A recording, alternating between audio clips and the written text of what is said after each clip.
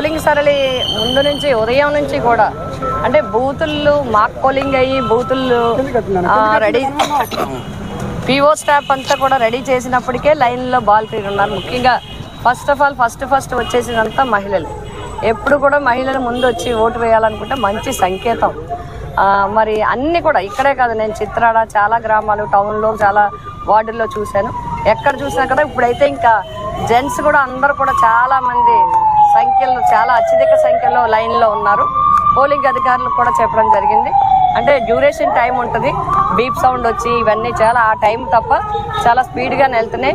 11 ఓట్లకి 175 ఓట్లు ఇప్పటికే అయినాయి. 2 గంటల్లో ఎంత అయిందంటే మంచి స్పీడ్గానే అవుతున్నట్టుగా అని చెప్పి పోలింగ్ ఆఫీసర్లు చెప్తా ఉన్నారు. తప్పకుండా ఈ ట్రెండ్ అన్నీ ఇప్పుడు వరకు ఉన్న ట్రెండ్ అంతా చూస్తే అనుకున్నట్టుగానే వైసీపీకి అందరూ కూడా ఫేవర్గా ఉన్నారు.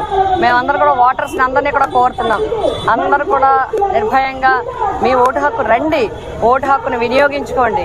మీరందరూ కూడా మీ హక్కు వినియోగించుకోవడం అనేది మన బాధ్యత. భారత రాజ్యాంగం ఇచ్చిన హక్కు మనకి. అందరూ కూడా ఓటు వేయాలి, మన ప్రతినిధిని ఎన్నుకోవాలి. మిమ్మల్ని అందరినీ ఎవరైతే ఇంకా ఓటుకు రాలేదో అందరూ కూడా సాయంకాలం వరకు టైం ఉంది, అందరూ వచ్చి ఓటు హక్కు వినియోగించుకోవాలని కోరుతున్నాం.